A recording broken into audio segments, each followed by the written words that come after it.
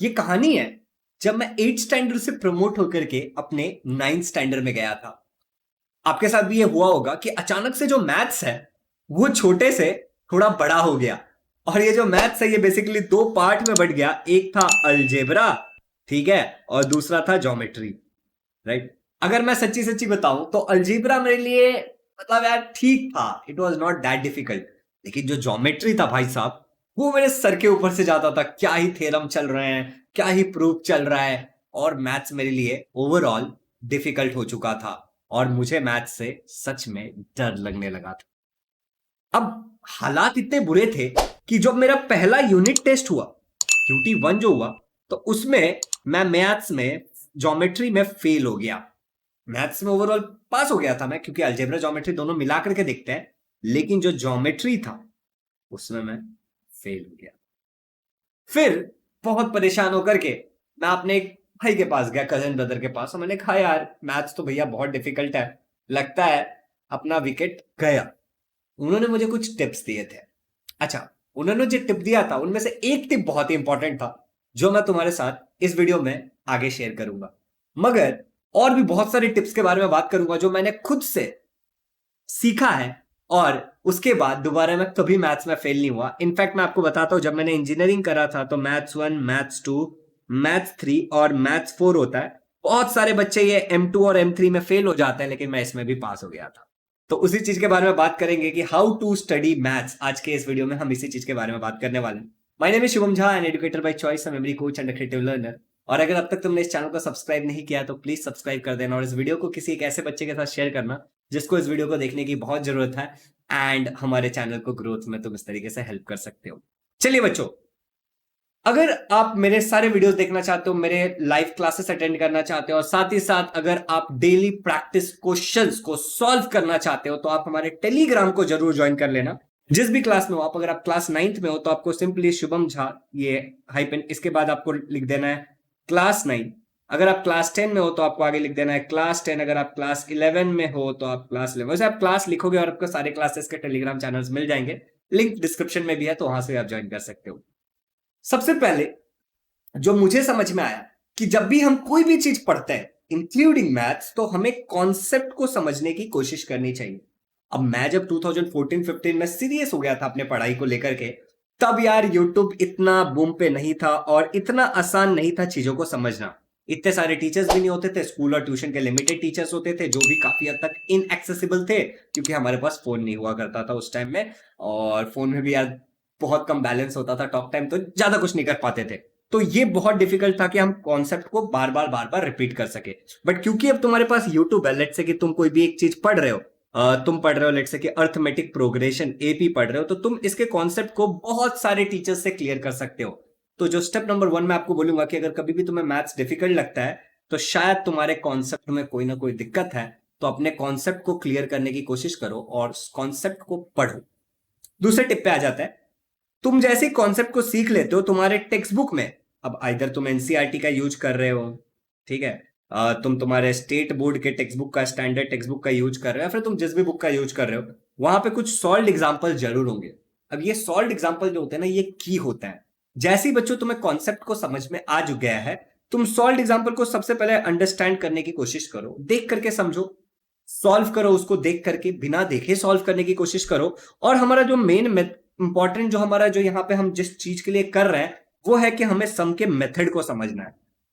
बात समझ में आ रहा है? हमें मेथड को समझना है, हमें उस सम को मगअप नहीं करना, उस सम को नहीं रट लेना। हमको उस क्या क्वेश्चन में दिया गया था उसके हिसाब से हमने गिवन कॉन्सेप्ट जो हमने सीखा है, उस कॉन्सेप्ट को हमने कैसे यूज किया, इस चीज को समझने की कोशिश करो। अगर तुम इसको समझने की कोशिश करोगे, शायद तुम्हें 2 मिनट ज्यादा लगेगा उस सम को सॉल्व करने के लिए, उस सम को पढ़ने के लिए, लेकिन उस टाइप के जो अगले सम्स होंगे वो तुम 1 मिनट 30 सेकेंड 10 सेकेंड जल्दी सॉल्व करोगे, और धीरे धीरे तुम्हारा स्पीड बढ़ेगा। तो सॉल्व एग्जाम्पल को अवॉइड मत करना। मेरे जो एक मैथ्स के टीचर थे, जिन्होंने मुझे एक टिप दी थी, जब मैंने उनको उनके साथ भी शेयर किया था कि सर मैथ्स में मेरे बहुत कम नंबर है, तो उन्होंने मुझे कहा कि जब भी शुभम तुम कोई भी न्यूमेरिकल करते हो, इंक्लूडिंग फिजिक्स या केमिस्ट्री या फिर मैथ्स का, तो तुम क्वेश्चंस जो भी होते हैं ना, उन क्वेश्चंस को खुद से लिख लिया करो पेपर में। ऐसा नहीं, हम क्या करते हैं कि हम, या लाइक लेट्स से कि मेरे पास एक बुक है कोई भी, तो मैं एक बुक ले लेता हूँ। तो लेट्स से कि मेरे पास अभी ये बुक पड़ा हुआ है, ठीक है, ये किताब है और ये मैथ्स का किताब है, इमेजिन करो। और मैंने देखा कि हाँ भाई ये क्वेश्चन है, ओके, अब मैं डायरेक्टली यहाँ पे सॉल्यूशन लिखूंगा, क्वेश्चन यहाँ पे पढ़ूंगा मैं, सॉल्यूशन मतलब क्वेश्चन को मैंने खाली रीड किया। मेरे सर ने मुझे बताया था कि शुभम, ये जो कॉन्सेप्ट और मेथड वाला जो तालमेल है ना, वो कैसे होगा जब तुम क्वेश्चन को अपने हाथों से लिखोगे। ठीक है, लाइक जो भी क्वेश्चन है कि हाँ x square plus y square plus z square, तो जब तुम लिखोगे तो तुम ज्यादा बेहतर तरीके से क्वेश्चन को समझ पाओगे और चांसेस ज्यादा है कि तुम उसको अच्छे से सॉल्व करो। तो मैं तुम्हें ये सजेशन सॉल्व एग्जांपल्स के लिए भी दूंगा कि जब तुम सॉल्व एग्जांपल को भी सॉल्व करते हो तो एक बार क्वेश्चंस को अपने हाथ के नीचे से जाने दो एटलीस्ट एक बार। मूविंग फर्दर बच्चों, हाँ क्या हमारा गोल क्या था, मेथड को समझना, मगअप नहीं करना। तीसरा वाला, अभी एक्सरसाइज में काफी सारे प्रॉब्लम्स होते हैं। जब तुम स्कूल ट्यूशन कहीं भी जाते हो तो टीचर तुम्हें कॉन्सेप्ट बताता है, एक आध सॉल्व एग्जांपल सॉल्व करा देता है या कहता है कि तुम खुद कर लेना, और फिर टीचर सीधे प्रॉब्लम सेट या एक्सरसाइज के जो भी प्रॉब्लम्स है या फिर एग्जाम्पलर है, एनसीईआरटी क्वेश्चन जो भी जैसे भी तुम पढ़ रहे हो उनको एक्सरसाइज स्टार्ट कर देता है। तुम्हें सेम चीज करना है कि आप उसको खुद से ट्राई करने की कोशिश करो। समझ रहे हो? जैसे एग्जाम्पल के लिए मैथ्स में तुम्हें टीचर ने सर्कल सिखाया, ठीक है, या फिर सर्कल सिखाया या फिर मान लो कि कुछ एंगल्स एंड प्लेन सिखा दिया, कुछ भी जो भी तुम्हारे टीचर ने सिखाया तुम्हें, उसके बाद तुम क्या करोगे कि उसके जो एक्सरसाइज के क्वेश्चन है वो खुद करने की कोशिश करोगे। हाँ, जब तुम खुद करोगे तो चांसेस ये हैं यू विल मेक मिस्टेक्स। तो मैं क्या कहता हूं, try yourself and make mistakes. अरे बेटा, जब गलत करोगे बार बार तभी तो समझ में आएगा कि सही से करना कैसे है। तो खुद से ट्राई करो, मिस्टेक करो, और उसके बाद हमें क्या करना है कि उसको हम करेक्ट करेंगे। जब हम गलती कर लेंगे तो हमें पता चलेगा कि इस कारण से गलती हुआ है। हम करते क्या है पता है, हम क्या करते हैं कि जब हमें पढ़ना होता है, ठीक है, तो हम सीधे कोई तो नोट्स निकालते हैं जो टीचर ने पढ़ाया था वो, या फिर कोई डाइजेस्ट निकाल लेते हैं, या फिर इंटरनेट, या फिर कोई भी, और देख करके नोटबुक में उतारते हैं। बेटा कॉपी पेस्ट करोगे तो काम नहीं होगा। मूविंग फर्दर बच्चों, एक इंपॉर्टेंट बात कि आप में से जो लोग भी बच्चे 10th स्टैंडर्ड में है वो एसएससी क्लास 10 का एक फ्री टेस्ट सीरीज दे सकते हैं फॉर द एकेडमिक ईयर 2023 ये एब्सोल्युटली फ्री है। यहाँ पे maths, science, social science, English, इन सभी के टेस्ट आप अटेम्प्ट कर सकते हो। टोटल नंबर ऑफ क्वेश्चन 15 होते हैं और यहाँ पे आपको 60 मिनट मिलता है। ये थ्रू आउट द जून चालू रहेगा, उसे हर महीने रिन्यू होते रहता है। सैटरडे एंड संडे को होता है 12 बजे। तो प्लीज आप इस टेस्ट सीरीज को जाके जरूर देना। इसका लिंक आपको डिस्क्रिप्शन में मिल जाएगा, और इस टेस्ट सीरीज को फ्री ऑफ कॉस्ट एक्सेस करने के लिए आपको जो कोड यूज करना है वो है SJ Super 10। ठीक है, ये भी मैं लिंक नीचे डाल करके दे दूंगा। साथ ही साथ अगर पढ़ते पढ़ते मैथ्स में या फिर साइंस में कोई भी तुम्हें डाउट आता है तो तुम इस फीचर का इस्तेमाल कर सकते हो ask a doubt on academy पे, जहां पे आप unlimited doubt free of cost पूछ सकते हो 24/7। हाई क्वालिटी वीडियो सॉल्यूशन मिलता है आपको, एक्जैक्टली जो क्वेश्चन तुम पूछते हो उसी का आंसर मिलता है। लाखों सवालों के जवाब अपलोडेड है और असिस्टेंस मिल जाएगा होमवर्क में भी आपको। बहुत सिंपल है, सिंपली आपको क्या करना है, आपके ऐप के ऊपर सेल्फ स्टडी वाला एक ऑप्शन होगा, उसमें जाना है, फिर आपको डाउट्स एंड सॉल्यूशन वाले टॉपिक पे चले जाना है, और वहां पे जाकर के आप क्या कर सकते हो, आप फोटो ले सकते हो या फिर गैलरी से अपलोड कर सकते हो बच्चों। और जो भी तुम्हारा क्वेश्चन रहेगा उसको एक बार क्रॉप कर लेना, क्योंकि जैसे तुम क्रॉप करोगे तो जो टीचर तुम्हें सॉल्यूशन देगा उसको भी समझ में आ जाएगा कि यही क्वेश्चन पूछने की कोशिश की जा रही है। और फिर तुम सब्जेक्ट चूज कर लेना जिससे एआई को थोड़ा हेल्प हो जाए, एआई मतलब आर्टिफिशियल इंटेलिजेंस, कि तुम क्या पूछना चाह रहे हो, एंड तुम अनलिमिटेड डाउट्स अपने पूछ सकते हो। यहाँ पे भी अगर तुम पहली बार जा रहे हो तो तुम सेम कोड का इस्तेमाल कर सकते हो SJ Super 10 free of cost use करने के लिए। सभी चीजों का लिंक मैं डिस्क्रिप्शन में डाल दूंगा, तो ट्राई जरूर करना। ऐप डाउनलोड करने के बाद इसको एक बार जरूर ट्राई करना। चलिए हम चलते हैं हमारे टिप नंबर 4 की तरफ। बच्चों जो हमारा चौथा टिप है वो भी एक इंपॉर्टेंट टिप है, और वो टिप ऐसा है कि प्रीवियस ईयर क्वेश्चंस को करो। हमारा दिक्कत क्या है मालूम है, हम पढ़ते रहते हैं पढ़ते रहते हैं पढ़ते रहते हैं बहुत सारे बच्चे, और हम क्या बोलते हैं कि जो ये पेपर्स है ना, लाइक प्रीवियस ईयर पेपर जो है, लाइक अभी 2022 में जो पेपर हुआ था या 2019 में जो पेपर हुआ है, लेट्स से, उसको हम कब करेंगे, जब हमारा सारा सिलेबस पढ़ के हो जाएगा। तो मैं क्या कहता हूं कि जैसे ही एक टॉपिक पढ़ के हो जाए, एक बार सारा पेपर पलटो, ठीक है, और देखो कि इस टॉपिक से रिलेटेड कोई क्वेश्चन है क्या, मैं उसको सॉल्व कर पा रहा हूं, कहां से आया क्वेश्चन, क्या यही पूछा जा रहा है, या फिर चलो टॉपिक नहीं भी तो भी मैं कहता हूं ना कि जैसे ही तुम्हारा एक चैप्टर पढ़ के हो जाता है, ये जरूर करो, प्रोक्रेस्टिनेट मत करो इस चीज में। ये हर सब्जेक्ट के लिए करना चाहिए।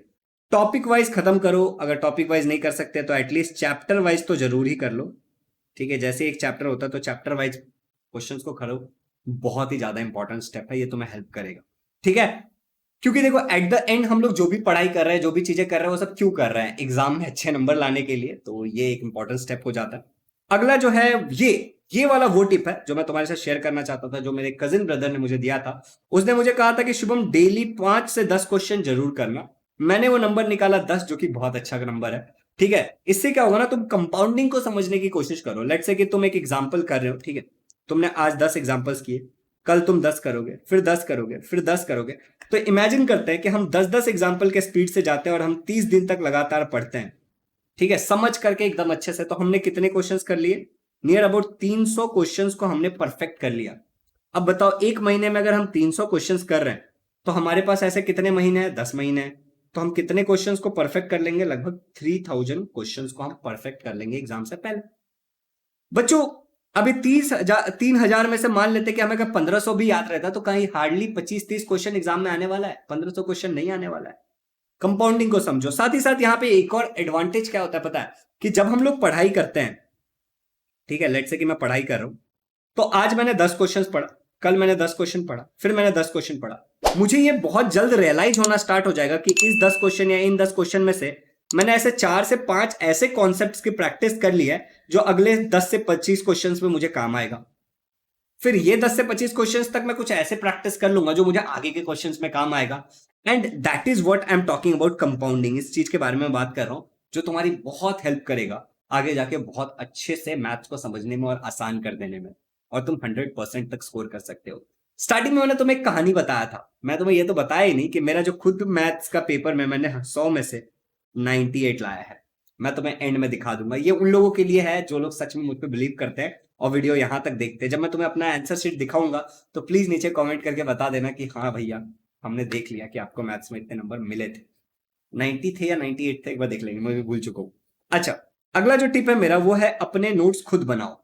तुम इससे क्या समझ में आ रहा है? देखो यार, तुम कोई बुक यूज कर रहे होगे, लेट्स से कि तुम टारगेट यूज कर रहे होगे, लेट्स से तुम नवनीत यूज कर रहे होगे, ठीक है, तुम यार लाइक मास्टर की यूज कर सकते हो, ठीक है। अगर तुम सीबीएसई से हो तो तुम शायद ओसवाल या एडुकार्ट या फिर कुछ और यूज कर रहे होगे, या फिर कोई ना कोई दानी यूट्यूबर होता है, दानवीर यूट्यूबर होता है जो तुम्हें सब कुछ दे देता है।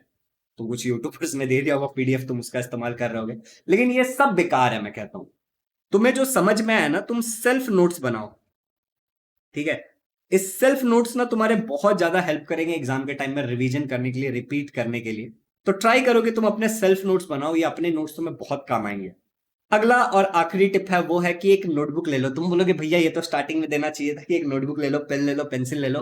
नहीं, मेरा बात समझो कि ये नोटबुक में हमें करना क्या क्या है। ये जो नोटबुक बच्चों हम खरीदेंगे, ठीक है, इस नोटबुक में हम सबसे पहले फॉर्मूला लिखेंगे, लिखना है इसमें।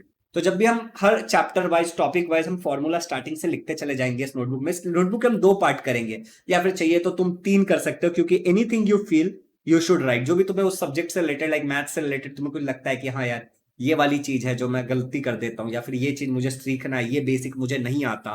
लाइक लेट से कि मैं तुम्हें कहता हूँ कि मुझे बताओ अंडर रूट 23 का आंसर क्या होगा। अगर मैं तुम्हें कहता हूँ अंडर रूट 4 का आंसर क्या होगा, तुम फट से बोल दोगे 2, परफेक्ट नंबर है। लेकिन अगर इम्परफेक्ट दे देता हूं मैं 23, या फिर मैं तुम्हें कह देता हूँ 11, तो तुम्हें नहीं आता होगा शायद, ठीक है। तो ऐसे अगर बेसिक बेसिक चीजें नहीं आती है तो उसके लिए तुम कर सकते हो कि कुछ इंपॉर्टेंट कॉन्सेप्ट जो हमेशा काम आता है उसका तुमने एक पार्ट बना लिया। 3 पार्ट बनाया नोटबुक का। लेट से कि ये जैसे ये मान लेते हैं कि एक नोटबुक है, ठीक है। इस नोटबुक के मैंने 3 पार्ट बनाए, पार्ट नंबर 1, फिर बीच में से थोड़े पेजेस का पार्ट नंबर 2, और आगे के पेजेस का, ऐसे पार्ट 3 बनाए। पहले पार्ट में मैं क्या करूंगा, फॉर्मूला लिखूंगा टॉपिक वाइज, जो मैं बार बार रिपीट करता रहूंगा थ्रू आउट द ईयर। दूसरे में मैं वो मिस्टेक्स लिखूंगा जिसको मैं बार बार करता हूँ। कौन से मिस्टेक्स?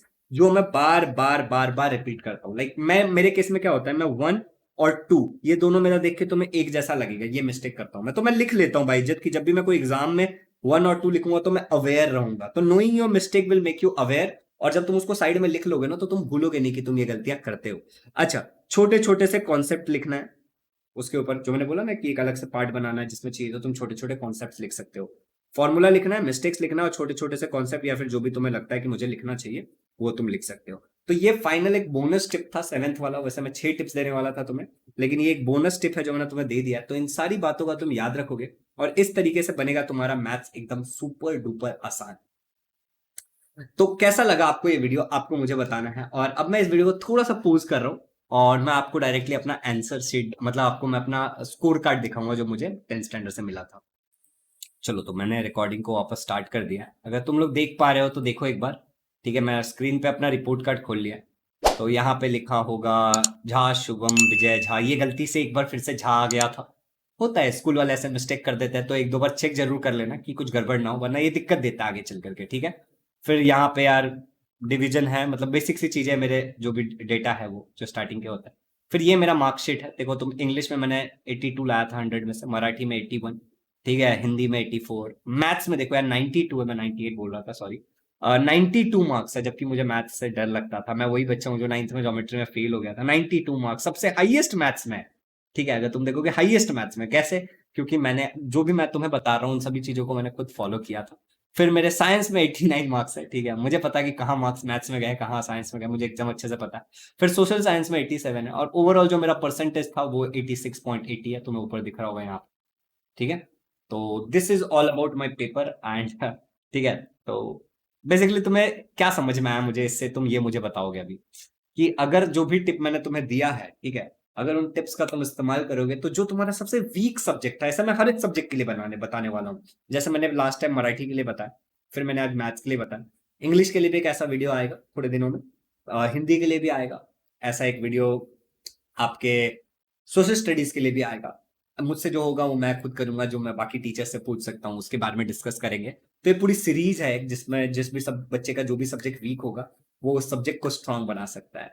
मैं अगर कर सकता हूँ, मैथ्स मेरा सबसे वीक सब्जेक्ट था, मैंने मैथ्स में सबसे ज्यादा हाईएस्ट स्कोर किया, साथ ही साथ अगर मैं हर एक क्लास में मैथ्स ले लेकर के आगे बढ़ा, मैंने 11th 12th में भी मैथ्स लिया था और मैंने अच्छे नंबर से पास किया, तो आप भी कर सकते हो। Believe in your self. अगर ये वीडियो अच्छा लगा है तो एक लाइक कर देना, और चैनल को शेयर करना अपने फ्रेंड्स के साथ, एंड उनको सब्सक्राइब करने के लिए बोलना, इसी से हमारा चैनल ग्रो होगा। Thank you so much for watching this video. Happy learning. मैं तुम्हारे भरोसे हूँ मेरे ग्रोथ के लिए, प्लीज हेल्प करना।